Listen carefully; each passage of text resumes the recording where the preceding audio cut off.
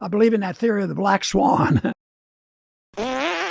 When Ron Paul says there will be a Black Swan event, doesn't there seem to be an almost Jungian resonance to that? Something deeply understood, something you've been aware of for a long, long time, something we're being ushered towards, whether it's in your country, whether it's in my country. What does Ron Paul mean when he says a Black Swan event? Does that make sense to you? What do you think it's going to be? And because this is no longer the realm of conjecture and or metaphysical conspiracy theory.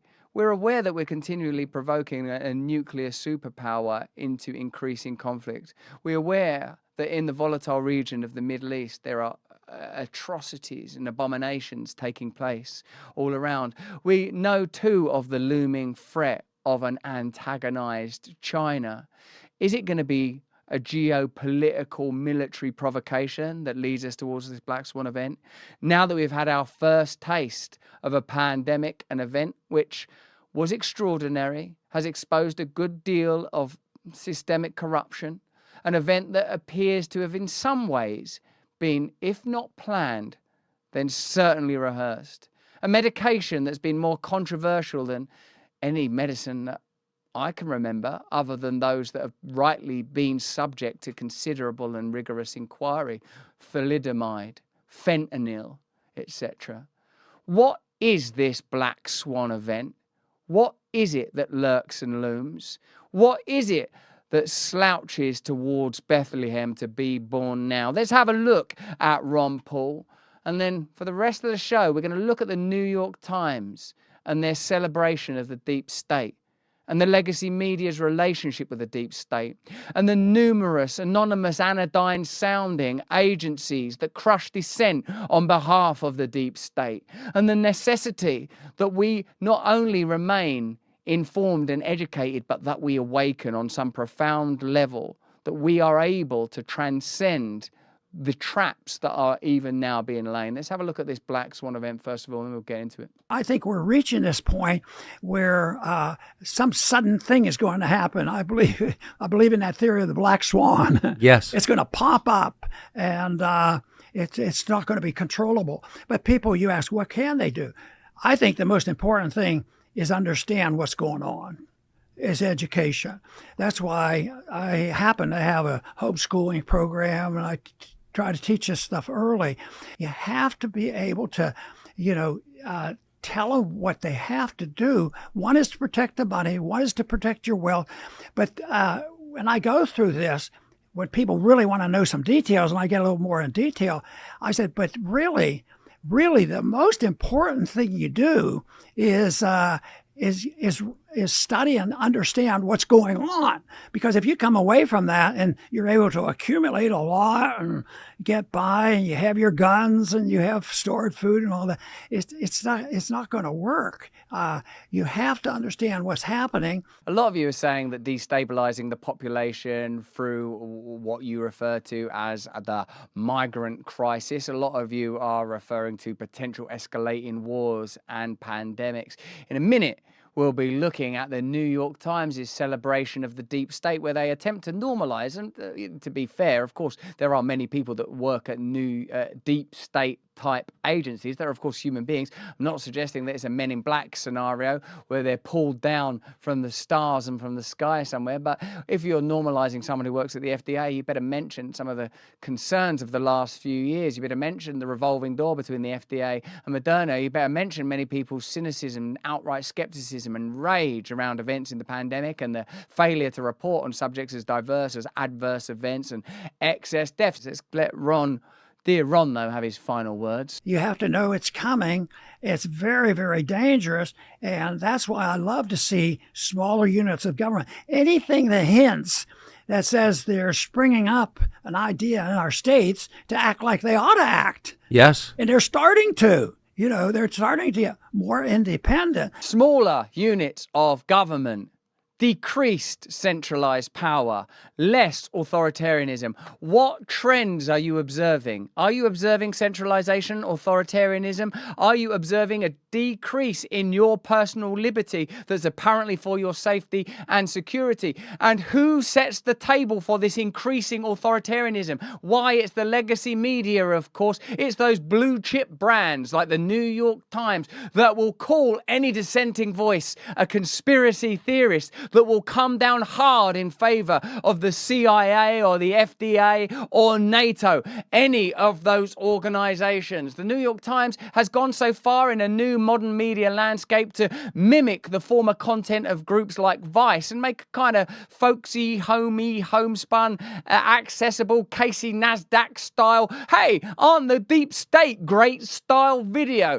Let's have a look at how the New York Times handle the tricky job of making people love, I don't know, the CIA and the FBI. I mean, remember, we're living at a time now where many people are deeply cynical about Big Pharma, deeply cynical about the intentions and agenda of the health industry, but they are happy to create and then leap upon a bandwagon of undeserved enthusiasm for the deep state. This is going to astonish you. And before we begin, I want to remind you that when Jack Teixeira, the whistleblower, was arrested, the New York Times participated in the investigation and almost the arrest of a whistleblower. When it became to reporting on CIA bases in the Ukraine, the New York Times admitted it was a story they'd known about for some time, but only reported on it with the complicity of the deep state. So let me know in the chat why you think they are shilling for the deep state, propagandizing the deep state, normalizing the deep state, and of course condemning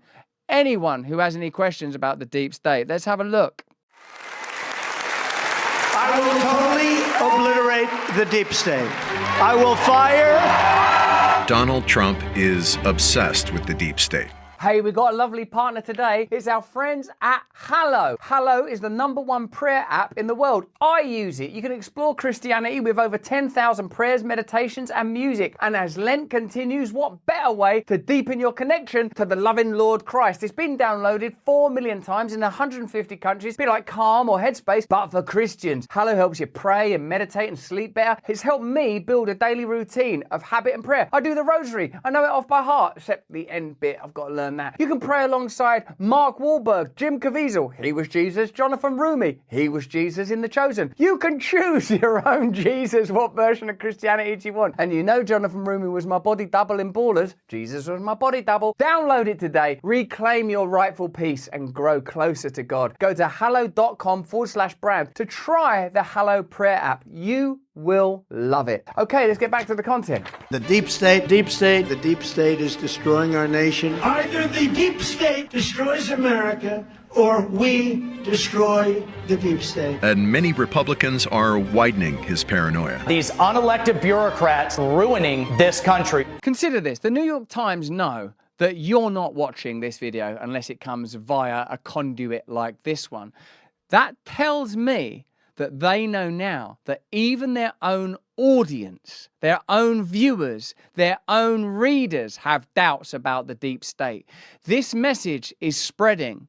This message of massive distrust of institutions is becoming immersive and powerful. Remember how you felt during the pandemic when you had your suspicions about the medications and the measures that were being taken and the peculiar 3-letter organizations that were being granted unprecedented authority. Well, look at what's transpired in the intervening years. You were right. You were right about the medications. You were right about the measures. You were right about the profits. You were right about the redactions. You were right about the lies. And now, even the people that watch the New York Times, CNN, MSNBC are beginning to awaken. So when the Black Swan event comes, many people might be ready for it and might be ready to resist. From a cabal of security agents to The sick political class that hates our country. if elected, Trump's vowed to gut the federal government. Reinstate the Schedule F executive order and, quote, fire rogue bureaucrats. But who are these bureaucrats? Who are these lovable bureaucrats? How about a sideways look at some of those unsung heroes, the deep state? Just remember what's going on in the world right now, what the CIA's role has been in the escalation of the conflict between Ukraine and Russia, and how the New York Times has reported, or rather not reported on that. Consider still the New York Times position on a journalist like Julian Assange, who as yet remains incarcerated. Consider that even Bobby Kennedy is an out there guy, is saying that the CIA, the FBI, they should be dismantled. That many of the figures that have arisen in spaces like this one, Vivek Ramaswamy, say that the CIA should be disbanded. You should get rid of the FBI. That these organizations no longer can claim to work for the people. They work for the establishment, for the blob, as many would call them, ensuring that you remain unawakened. And look at how the New York Times, and believe me, there are comparable organizations in our nation that cooperate with the government, that corroborate the government's lies, organizations and agencies funded by your government that observe dissenting voices, that track information on dissenting voices, that participate and even coordinate takedowns on dissenting voices. How do I know that? Personal experience, and because of Freedom of Information Act requests that even now are dazzling, and you're going to have to wait and see those revelations as they come. And what makes them so dangerous? We needed answers, so we took a trip across America. In 100 yards, take the exit. In search of the people behind this threatening entity. I mean, of course, there's human beings. Like, have you seen that film that's out at the moment, Zone of Interest, where it takes Rudolf Hess, who is a senior Nazi working at and overseeing Auschwitz, and shows how he was able to live a normal life in the shadow of death, destruction, and indeed genocide. If you were to focus on the normal, ordinary details of a Nazi or a genocidal lunatic, you would find flavors of humanity amidst them. And I'm certainly not comparing these, essentially bureaucrats. There's a bureaucratic component to the CIA. Martin Gurry worked for the CIA as an analyst, and it's his brilliant book, The Revolt of the Public, that we continually turn to when understanding how they've got into such a mess, because independent media and social media spaces mean they cannot control the narrative anymore because we're all connected. That's why they're working so hard to control these spaces. This is astonishing. This is an astonishing attempt at propaganda. Meet Scott Bellamy. I am a mission manager in the Planetary Missions Program Office. He drives a Nissan Titan 4x4. He's loved Star Trek since he was a kid. Hannah Arendt's masterpiece, The Banality of Evil, focuses precisely on this. I'm not suggesting that this lovely guy with all his wonks and lanyards and bits and bobs is anything other than a perfectly likeable bureaucrat. Why would he be anything else? The fact is that the CIA is an extraordinary and nebulous organization where there's probably no one individual that has any understanding or appreciation of exactly what's going on there. But I'll tell you what I believe is going on there. They're controlling the media, they're infiltrating social media, they're managing legacy media, they're ensuring that stories don't reach you that would make you non-compliant and disobedient. Am I wrong? The very fact that there's people that, look at this lady, she works in the corridors cleaning with a mop, she's lovable, here's a car parking attendant, he works in the lot, he's a lovable guy, he's got 2 kids at home. Of course people are ultimately beautiful. That is the great promise that the spiritual life offers us, and even if you're just a humanitarian or a materialist, you know that everybody has beauty in them. If you don't believe that, then what hope is there for any of us? But the New York Times going out of its way to say, look at Donald Trump's out of his mind thinking that the deep state's a threat to democracy. Of course it's a threat to democracy. Why are we in a war, or at least a proxy war now, defending Ukrainian democracy when they don't have elections, when they jail dissenters, Gonzalo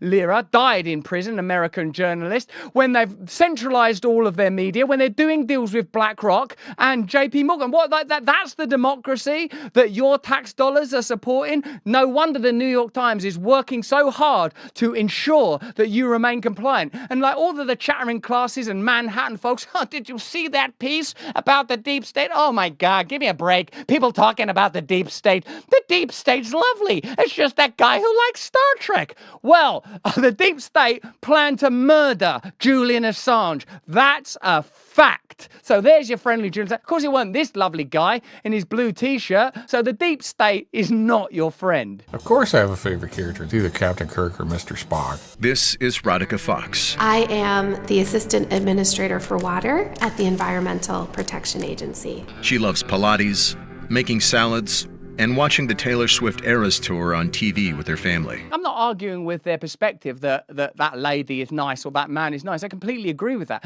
I'm saying that what part of what propaganda does is it amplifies irrelevant detail to distract you from the fact that even that Environmental Protection Agency, let's look at what their role was in the East Palestine train crash. How did they respond to that? But given that the environment is meant to be a significant issue. That's why your tax dollars pay experts like Radhika and Scott.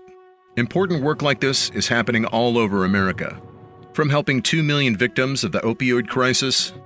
Let's spend a few seconds on how we got into that opioid crisis. What was the negligence of the state? What was the institutionalized corruption? What was the relationship between big pharma and family doctors who've been further impaired since the pandemic era? How was it that just one family and one organization, the Sacklers and Purdue, were demonized when this was a situation that should have told us once and for all, never trust the pharmaceutical industry, they'll kill you if there's a dollar in it. Well, there's a lesson that wasn't learned early enough. There's a lesson that we could have done with in 2019. And helping make hearing aids affordable for 30 million people. Well, hear this. What the hell went on in that pandemic? Why the hell are there people from the FDA working at Moderna right now? What's going on? What's the 650 million deal that's been done in the UK with AstraZeneca while there are cases going on that suggest that maybe people died as a result of that product?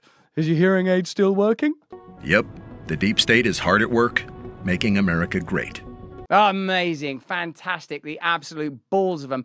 We can't bring you this fantastic content without the support of our magnificent partners, and today's is one of my favorites. It's Charlize. This magnificent daily facial cleanser is a product you can rely on. And let me tell you why it's important. It's free from environmental toxins like phthalates that lower your testosterone levels and affect reproductive health. This is a daily facial cleanser that uses aloe vera, oat beta glucan, plus organic citrus peel oils to ensure that your skin is glowing and beautiful and not intoxicated with toxins that can bombard your skin and wreak havoc on your complexion, stripping away your skin's natural oils. These chemicals that are in usual products don't stay on the surface, they get right into your body. That's why you've got to choose Charlize and experience the difference for yourself. You know I'm in my mid-70s. Look at how handsome I am. Go to charlize.beauty/brand and use my code BRAND to get 25% extra off. If you are a male and you are concerned about beauty and masculinity, this is a product for you. If you are female and you are concerned about products that are allowing toxins to seep into your reproductive system, this is a beauty product for you. If you want 25% off, use our code. Charlene, the entrepreneur behind this product, is a brilliant woman, a fine Christian, and an opponent of the establishment. And you can almost smell that in these magnificent products. She's a friend, she's a fine woman. Use this product and take advantage of this offer.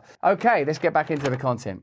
But we should not be surprised that the New York Times participate in a project like that, because you know how they participated in the arrest of Jack Teixeira. What was he? Was he a whistleblower? Should he be regarded as a hero? Was he really just a bit of a kid bragging in a chat room about sensitive information? Certainly the New York Times participated in the takedown that has led to his incarceration. In April, the New York Times publicly identified the individual who allegedly leaked Pentagon documents exposing US government lies about the Ukraine war, leading to his arrest. The Times, working with the state-funded propaganda clearinghouse Bellingcat, you guys have all heard of that, right? Publicly revealed the identity of Jack Teixeira, a 21-year-old. If you've ever seen pictures of this guy, he looks like about 21-year-old Air National Guard member.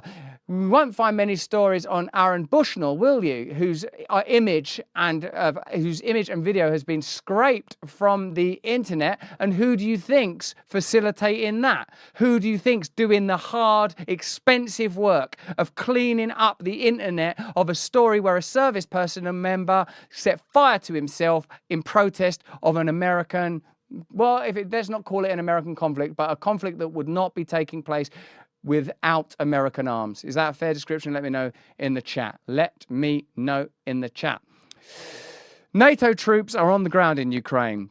This takes the complicity of the US media in the crimes of US imperialism to an entirely new level. It has become an active co-partner with the government in preventing the development of an informed public opinion that could place restraints on the preparation, conduct and escalation of war.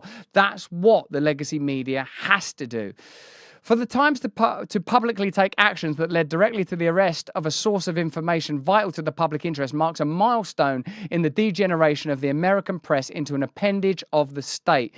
Anyone with information exposing criminal wrongdoing by the government cannot go to the New York Times, Washington Post, or other major US media outlets for fear of simply being handed over to the police or FBI. And remember, too, the story about Ukraine, the CIA bases inside Ukraine that have been there for 10 years, involved and engaging in acts of provocation against Russia. The history of that conflict is complicated. Certainly, though, the 2014 coup was a significant moment. Certainly, the breach of pledges not to impede on former Soviet territories is significant. And no doubt, Putin's own imperialist agenda is a factor worth considering, but the legacy media have got that angle covered. And if what you seek and what you desire is peace, don't you have an obligation to report on significant details like the fact that Boris Johnson, then Prime Minister of the UK, scuppered a provisional deal between Zelensky and Putin. Was it 2 years ago now?